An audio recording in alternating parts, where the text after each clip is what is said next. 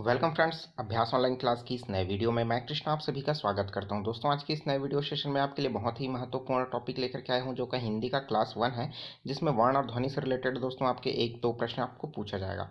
Video काफ़ी लंबा होने वाला है, क्योंकि ये जो पार्ट है वो काफ़ी लंबा है, लेंदी भी है, और इसको समझने में थोड़ा सबको समय लग सकता है। मैं कोशिश करूँगा कि पूरा जो वर्ण और ध्वनि से रिलेटेड जितने भी टॉपिक हैं इस वीडियो में कंप्लीट कर पाऊँ, ताकि एक ही क्लास में आपका जो है 2 नंबर जो है आपका फिक्स हो पाए। ठीक है, तो वीडियो पर बने रहिए, ध्यान से देखते रहिए क्लास को, और जो चीज़ समझ नहीं आए उसको कमेंट करके आप पूछ सकते हैं। ठीक है, चलिए वीडियो स्टार्ट करते हैं और चलते हैं इसके क्वेश्चन जो है थ्योरी पर। ठीक है, और इसके अलावा दोस्तों मैंने पहले भी हिंदी के बहुत सारे वीडियो अपलोड करके रखा है, आप उसको देखिए।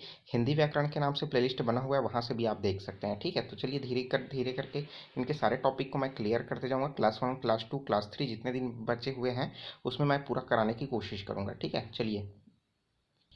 तो दोस्तों, वर्ण एवं ध्वनियों में हम सिर्फ व्यंजन स्वर के बारे में पढ़ेंगे, और यहीं से दोस्तों बहुत सारे क्वेश्चन जो है पूछे जाते हैं। तो किस तरीके से प्रश्न पूछता जाएगा, मैं जो व्यापम है उसके मैं बताते जाऊंगा, तो बिल्कुल बने रहिए। ठीक है, तो देखिए, सबसे पहले हम वर्ण किसको कहते हैं। वर्ण वह मूल ध्वनि होता है जिसका खंड जो है या टुकड़ा नहीं किया जा सकता, जिसे हम लोग क्या कहते हैं सामान्य भाषा में, उसको हम स्वर कह देते हैं। ठीक है, लेकिन ऐसा है कि जो मूल ध्वनि होता है, मूल ध्वनि अर्थात जहाँ से उच्चारण होता है, जिसको हम लोग उसको और तोड़ना चाहें तो नहीं तोड़ सकते, तो वो क्या कहलाता है दोस्तों आपका, वो वर्ण कहलाता है। जैसे आ हो गया, ई हो गया, अधा का हो गया, अधा चा हो गया, ये सभी के सभी क्या कहलाते हैं, वर्ण कहलाते हैं। वर्ण भाषा की सबसे छोटी इकाई मानी जाती है। ठीक है, तो ये जो प्रश्न है पूछा जा चुका है कि भाषा की सबसे छोटी इकाई किसे कहा जाता है, तो वर्ण को कहा जाता है। ठीक है, वर्णमाला। अब वर्णमाला क्या है कि वर्णों के व्यवस्थित जो समूह होता है उसे हम लोग क्या कहते हैं, वर्णमाला कहते हैं। जैसे इसके अंतर्गत जो है दोस्तों, वर्णमाला के अंतर्गत आप कोई भी शब्द देख रहे हो, जैसे ये जिसके है, ये नहीं है, किए हैं, ये सभी के सभी क्या है, वर्णमाला की जो है व्यवस्थित क्रम के बना से मिला हुआ क्या बना है, ये शब्द बना हुआ है। ठीक है, तो इनका अगर मैं एक टुकड़ा निकाल दूं, ठीक है, जी निकाल दूं या स निकाल दूं या क निकाल दूं, तो वो क्या कहलाएगा, आपका वर्णमाला कहलाएगा। ठीक है, इन्हीं वर्णमाला को मुख्यतः दोस्तों दो प्रकार बांटे गए हैं। तो वर्णों को मुख्यतः कितने दो भागों में बांटे गए हैं, दो भागों में। पहला क्या है, स्वर है, और दूसरा क्या है, व्यंजन है। ठीक है, आप सभी को पता होगा स्वर किसे कहते हैं, व्यंजन किसे कहते हैं। तो चलिए एक बार देख लेते हैं। तो हिंदी वर्णमाला में स्वर किसे कहते हैं, जो आ ई उ ए ओ औ, साथ ही साथ दोस्तों अम आहा, ये सब हुई, और साथ में ये री, इन सभी को मिला करके क्या कहा जाता है, स्वर कहा जाता है। तो हिंदी वर्णमाला में दोस्तों जो है 13 स्वर होते हैं। ठीक है, इस चीज़ को याद रखिए। तो जो है आपसे ये प्रश्न पूछा जाता है कि स्वरों की संख्या कितनी होती है, तो मूल स्वरों की संख्या जो है दोस्तों 11 को टिक लगाना है। ठीक है, ओनली स्वर कहा जाए तो आपको 13 में टिक लगाना है। ठीक है, जिसमें अम और आहा को दोस्तों अयोग वाहक के नाम से जाना जाता है। प्रश्न पूछा जाता है कि निम्नलिखित में से अयोग वाहक कौन सा, मतलब अयोग वाहक स्वर कौन सा है, तो इसमें आपको दे देगा, जिसमें अम होगा या फिर आहा होगा, वो क्या कहलाएगा, आपका अयोग वाहक कहलाएगा। जिसमें अयोग वाहक में जो अम है, इसे कहा जाता है दोस्तों अनुस्वार कहा जाता है, जिसे अम की बिंदी लगता है, और जो आहा होता है उसे विसर्ग के नाम से जाना जाता है। ठीक है, तो आपने देखा होगा। ठीक है, दुख और दुख में जैसे लगते हैं, तो दू हो गए, यहाँ पास डबल बिंदु लगा करके दुख, आहा। ठीक है, तो ये सब जो है इसमें उपयोग हो आता है। ठीक है, देखिए अयोग वाहक मैंने बता दिया, इसमें अम और आहा होता है। ठीक है, साथ ही साथ देख लेते हैं स्वरवर्ण। स्वरवर्ण में जो है स्वर वर्णों का उच्चारण बिना रुके लगातार होता है। इसमें एक अपवाद है, री, क्योंकि री जो है लगातार उच्चारण करने पर ई का उच्चारण आता है और साथ में आ का भी आता है। ठीक है, इसलिए इसको अपवाद के रूप में रखा गया है। साथ ही साथ दोस्तों, जैसे आ जब हम लगातार उच्चारण करते हैं तो अंत तक सिर्फ आ ध्वनि आएगी।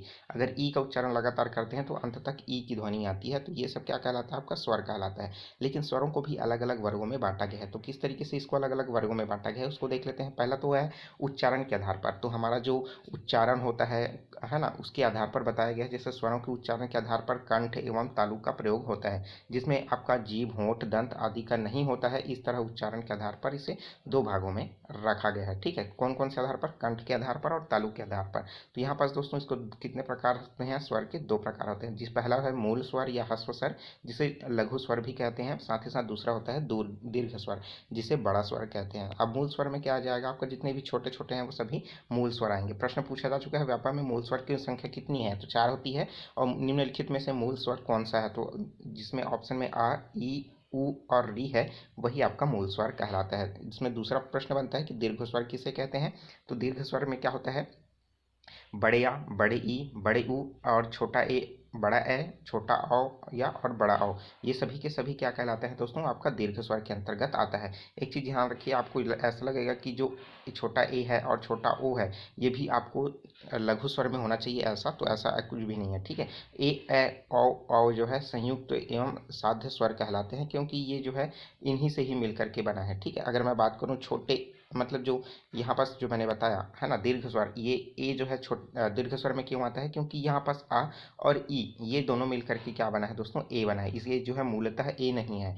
साथ ही साथ मैं बात करूँ यहाँ पास आ और ऊ मिलकर के क्या बना है, ओ बना है, ठीक है। इसलिए जो छोटा ए है और छोटा ओ है ना, ये दोनों के दोनों दीर्घ स्वर के अंतर्गत आते हैं। तो देखिए बाकी सभी का निर्माण किस तरीके से हुआ है, इस तरीके से हुआ है। जितना ज़्यादा आप इसमें प्रैक्टिस करेंगे, लगातार आप हिंदी पढ़ रहे हैं तो आप इसको ज़रूर जानते होंगे, ठीक है। अगर नहीं जानते हैं दोस्तों तो इसमें थोड़ा सा पेशेंस रखिए, लगातार डिटेल वाला जब क्लास लूँगा तो इसको और पूरी तरीके से आपको समझाने की कोशिश करूँगा, ठीक है। अभी ओवरव्यू देख लेते हैं, क्योंकि हमको यहाँ से अभी सिर्फ अभी ज़्यादा डीपली तो नहीं, लेकिन यहाँ पास कोड की तरीके से प्रश्न पूछा जाएगा, ठीक है, तो ये आपको समझना है। अब देखिए बात कर लेते हैं जीभ के आधार पर। हमने ऊपर जो पढ़ा कंठ और जीवा के आधार पर, मतलब कंठ और होस्ट के आधार पर देख रहा था, तो जीभ के प्रकार आधार पर देखेंगे, जिसमें इसको मुख्यतः 3 भागों में बांट दिया गया है, स्वर को, अग्रस्वर, मध्य स्वर, पश्य स्वर, ठीक है। अभी जितने भी पढ़ रहे हैं ना वो सिर्फ स्वर के बारे में पढ़ रहे हैं, जिसमें आ से लेकर के आह तक के जो वर्ण है उसको व्यवस्थित किस आधार पर रखा गया है, उसके बाद हम व्यंजन पढ़ेंगे, ठीक है। इसमें देखिए अग्रस्वर है, अग्रस्वर में मुख्यतः जितने भी आगे से उच्चारण होने वाले जो स्वर हैं वो आएंगे। आप उच्चारण करके देख लीजिए, ई ए,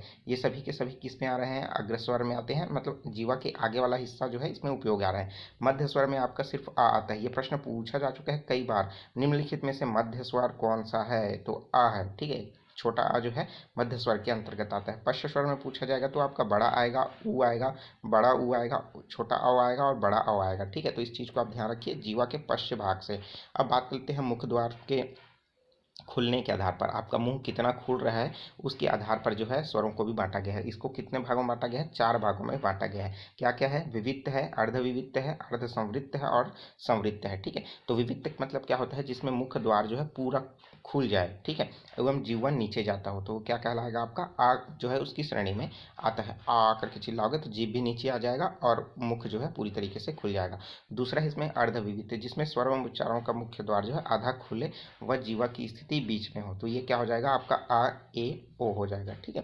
नेक्स्ट है इसमें अर्ध संवृत्त। अर्ध संवृत्त में क्या होता है, जिन्हें स्वरों के उच्चारण में मुख द्वार जो है आधा बंद हो जाता है एवं जीवा की स्थिति क्या होती है, दोनों की बीच में होती है, जिसके अंतर्गत जो है आपका ए और ओ हो रहा है, ठीक है। और चौथा है दोस्तों इसमें संवृत्त है। संवृत्त में क्या होता है, इसमें जो मुख द्वार जो है लगभग पूरी तरीके से बंद रहता है और जीवा जो है ऊपर उड़ जाता है, जैसे ई है, मुंह को बंद हो जाता है और ई जो है मतलब जीवा जो है ऊपर उड़ जाता है, ई ऊ, ठीक है। तो ये सब किसके अंतर्गत आ जाएगा, समृद्ध के अंतर्गत आ जाएगा। दोस्तों अगर मेरे पढ़ाने का तरीका स्पीड लग रहा है तो आप जो है यहाँ पर 3 डॉट है, वहाँ पर सेटिंग में जा करके जो स्पीड है आप उसको 1x पर से कम में भी देख सकते हैं, ठीक है, ताकि आपको अच्छे से समझ आ जाए। चलिए देखते हैं दोस्तों, होठों की स्थिति के आधार पर इसमें मुख्यतः 2 होते हैं, आपका जो है विविक्तमुखी और वृत्तमुखी। विविक्तमुखी में क्या होता है, जिनमें स्वरों का जो होठ है उसका आकार जो है गोलाकार हो जाता है, जैसे आ ई ए, ठीक है। वृत्तमुखी में क्या होता है, होठ जो है पूरी तरीके से गोल हो जाता है, ठीक है। तो यहाँ पास जो है मतलब जो आपका अवृत्तमुखी है जिसमें गोलाकार नहीं होता है, ठीक है।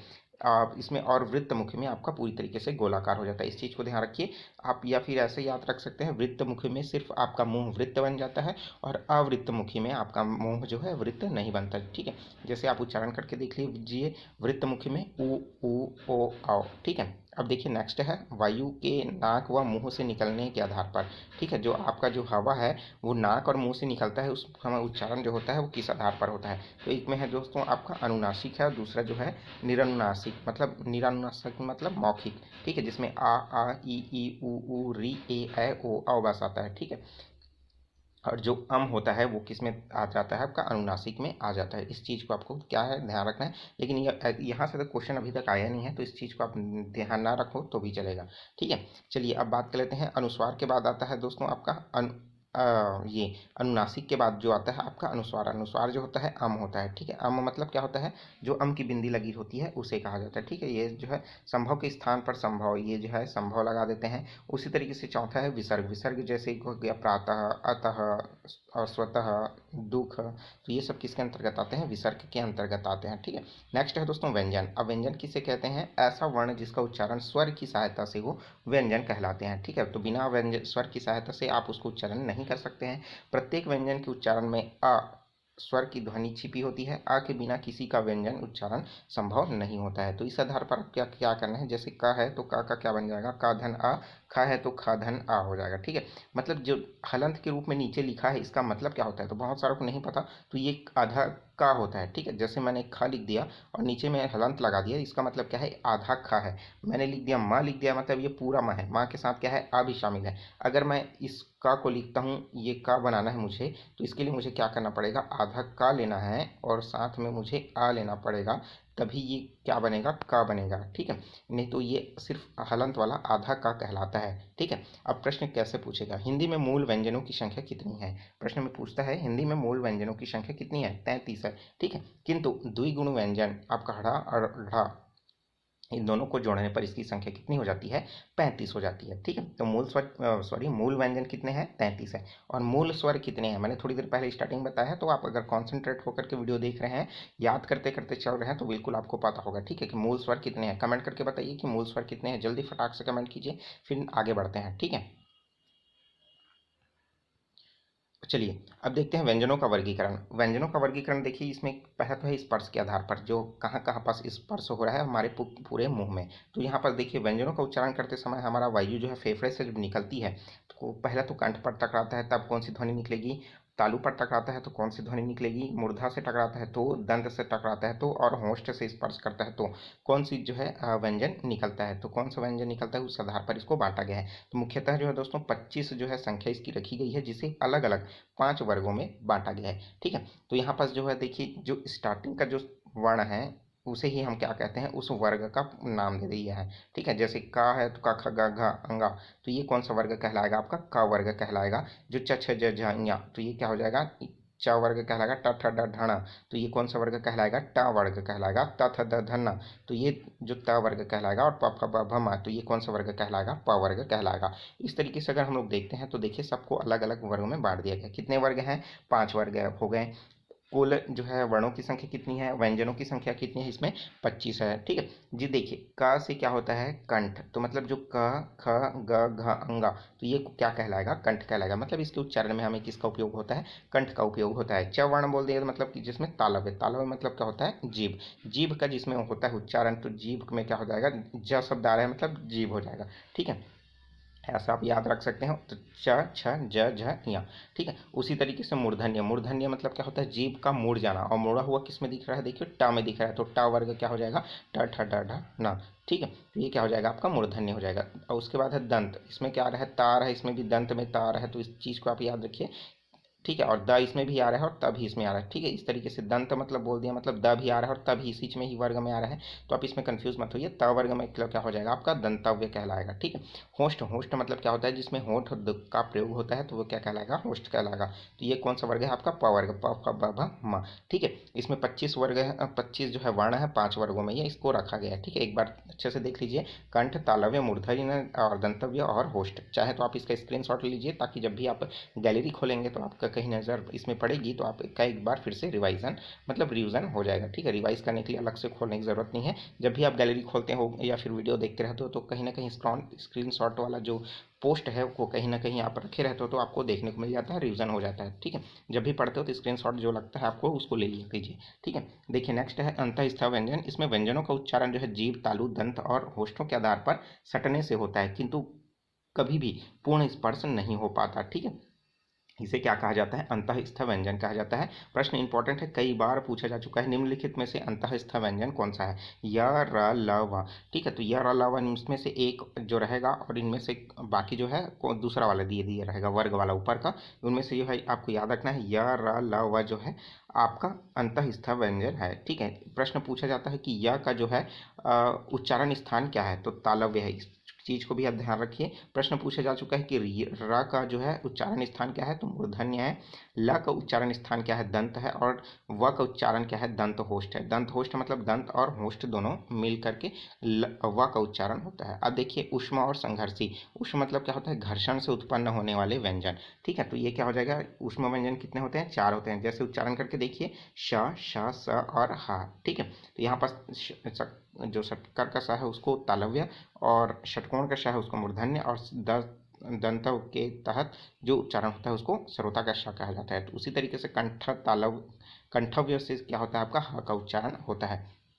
मतलब आप जब गर्मी से पैदा होने वाले जो वर्ण होते हैं वो आपका ऊष्म व्यंजन कहलाता है। आप उच्चारण करके देखिए, श, श, श और ह। ठीक है, अब देखते हैं उच्छिप्त व्यंजन, या फिर जिसे हम क्या कहते हैं, द्विगुण व्यंजन के नाम से भी जाना जाता है। इसके उच्चारण में जीभ पहले उठ करके मूर्धा को स्पर्श करते हुए झटके के साथ नीचे आता है, उसे उच्छिप्त व्यंजन कहते हैं। जैसे अड़ा और ढाड़ा। ठीक है, तो इस तरीके से इसमें 2 है। प्रश्न पूछा जा चुका है उच्छिप्त व्यंजनों की संख्या कितनी है, निम्नलिखित में से उस उच्छिप्त व्यंजन को छांटिए। तो यहाँ पर ढ और अड़ा जो है इसके लिए आप याद रखिए। ठीक है, नेक्स्ट है संयुक्त व्यंजन। संयुक्त व्यंजन भी बहुत ही इंपॉर्टेंट है। यहाँ से प्रश्न पूछा जा चुका है कि त्र जो है किस तरीके से बना है। तो क्योंकि देखिए पहले तो संयुक्त व्यंजन समझिए क्या होता है, नाम से ही पता चल रहा है, जिसमें 2 व्यंजन मिलेंगे तो एक संयुक्त व्यंजन कहलाएगा। ठीक है, 2 वर्णों के मेल से बना निर्मित व्यंजन क्या कहलाएगा, आपका संयुक्त व्यंजन कहलाएगा। संयुक्त व्यंजनों की संख्या कितनी है, 4 है।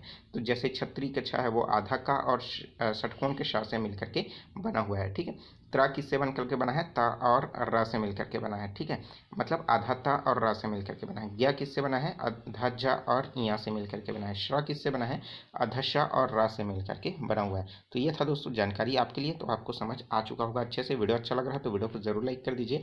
अभी तक चैनल को सब्सक्राइब नहीं किया, जरूर सब्सक्राइब करके नोटिफिकेशन बेल आता है जरूर ऑन कर लीजिए। ठीक है, मैं ओवरव्यू की तरह से फटाफट पढ़ाने की कोशिश करूँ ताकि जो है आपका सिलेबस जो है पूरी तरीके से कंप्लीट हो जाए। ठीक है, तो देखिए सबसे पहले हम देखें उच्चारण के प्रक्षेप के आधार पर इसको भी अल्प प्राण, महाप्राण, अल्प घोष, आघोष, महाघोष में इसको भी रखा गया है। अल्प प्राण मतलब क्या होता है, ऐसे जिनमें उच्चारण जो है वायु का प्रक्षेप कम और मुंह से निकलने वाली ध्वनि हकार के रहित, मतलब कोई भी ज़्यादा ध्वनि उच्चारित नहीं होता, ये क्या कहलाता है, अल्प प्राण कहलाता है। प्रत्येक वर्ग का प्रथम, तृतीय और पंचम वर्ण ये सभी के सभी क्या कहलाएंगे, अल्प प्राण कहलाएंगे। और साथ ही साथ जो व्यंजन है, अंतःस्थ व्यंजन, ये के सभी क्या कहलाएंगे, अल्प प्राण व्यंजन कहलाएंगे। अनुस्वार के सभी स्वर अल्प प्राण के अंतर्गत आएंगे। ठीक है, अनुस्वार में क्या हो जाएगा, आपका अम और आह आएगा। ठीक है, अल्प प्राण की जो कुल संख्या हो जाएगी उस समय कितनी हो जाएगी, 31 हो जाएगा। ठीक है, तो यहाँ पास आप इसको समझिए। ठीक है, तो अल्प प्राण में आप किसको किस तरीके से याद रख सकेंगे, पहला, तीसरा और पांचवा कोई भी वर्ण है जिसके अंतर्गत पहला में क्या आता है, आपका का आएगा, तीसरा में आएगा गा और पांचवा में अंगा। च वर्ग में पहला, तीसरा और ये पांचवा। ठीक है, ये आपको समझ आ चुका होगा। ठीक है, पहला, तीसरा, पांचवा बोलने का अभिप्राय है। चलिए मैं आपको एक बार और क्लियर कर देता हूँ। पहला, तीसरा और पांचवा। देखिए अल्प प्राण में क्या हो जाएगी, ये पहला वर्ग हो गया, ये दूसरा वर्ग हो गया आपका। ठीक है, और ये हो जाएगा आपका तीसरा वर्ग। ठीक है, तो इस तरीके से जो क्रम में बटा हुआ है उसे ही इसमें बात कही जा रही है। ठीक है, तो आप समझ चुके होंगे कि इसमें क्या बोलना चाहता है। ठीक है, तो 135 जो है इसमें क्या हो जाएगा, आएगा, और साथ ही साथ अंतःस्थ में भी आएगा। अब देखिए उसके बाद जो बचा वो सभी के सभी किस में आ जाएंगे, महाप्राण में आ जाएंगे। तो महाप्राण में कौन कौन सा आएगा, आपका दूसरा जो है वर्ण आएगा और चौथा वर्ण आएगा हर वर्ग का। ठीक है, साथ ही साथ क्या आएगा इसमें, ऊष्म व्यंजन में आ जाएगा महाप्राण वर्ग में, और साथ ही साथ दोस्तों विसर्ग महाप्राण के अंतर्गत आता है। ठीक है, इस चीज़ को आप ध्यान रखिए। उसी तरीके से घोष और अघोष है, निम्नलिखित में से कौन सा घोष है कौन सा अघोष है, ये भी प्रश्न पूछा जाता है। तो प्रत्येक वर्ग का तीसरा, चौथा, पांचवा जो वर्ण है वो घोष कहलाएगा। तो कौन कौन सा, तीसरा, चौथा, पांचवा। ठीक है, वो क्या कहलाएगा, आपका घोष कहलाएगा। ठीक है, और साथ ही साथ दोस्तों जो बचा 1 और 2 वो किसके अंतर्गत आ जाएगा, अघोष के अंतर्गत आ जाएगा।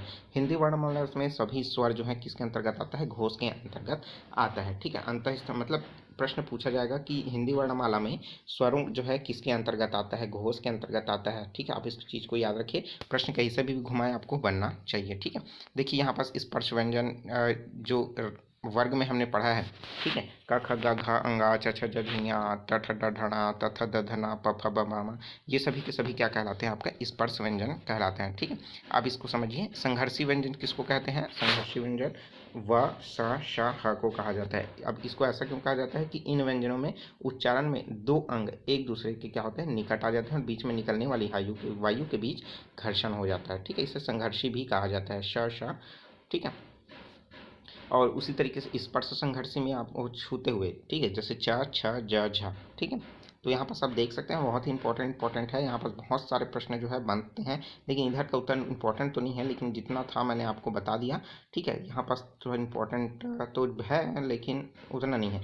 तो अभी मैंने जितना भी बताया है आपको, आप उसको देखिए, उसको समझिए, पढ़ाते पढ़ाते आप उसको जो है कॉपी पेन में नोट डाउन कीजिए। जितना ज़्यादा प्रैक्टिस करेंगे, जितना आप उसको पढ़ेंगे, उतना ज़्यादा आपको याद होगा, ठीक है। क्योंकि ये सभी चीज़ें हैं जो है याद रखने वाली है, और क्योंकि दोस्तों ये मैथ्स तो है नहीं कि आप इसको बना लें, ठीक है। तो आप इसको कहीं ना कहीं आपको याद रखना होगा कि कौन सा क्या है कैसा है, ठीक है। तो चलिए दोस्तों, वीडियो कैसा लगा कमेंट करके ज़रूर बताइए। जो चीज़ समझ नहीं आ रहा है उसको ज़रूर पूछ लीजिए, और प्ले लिस्ट मैंने बहुत सारे वीडियो अपलोड करके रखा है, आप उसको देखिए। नीचे कमेंट बॉक्स में भी मैंने अपलोड करके रखा है, लिंक दिया है, आप उसको देखिए, ठीक है। टेलीग्राम में ज्वाइन कर लीजिए ग्रुप को, और हो सके तो इसका PDF भी मैं आपको प्रोवाइड कर दूंगा, ठीक है। चैनल को अभी तक आपने सब्सक्राइब नहीं किया, जरूर सब्सक्राइब करके नोटिफिकेशन बेल आता है ज़रूर ऑन कर लीजिए, ठीक है। वीडियो अच्छा लगा है तो वीडियो को ज़रूर लाइक कर दीजिए, क्योंकि आपके लाइक से ही हमें मोटिवेशन मिलता है अच्छे अच्छे वीडियो आपके लिए प्रोवाइड करने के लिए।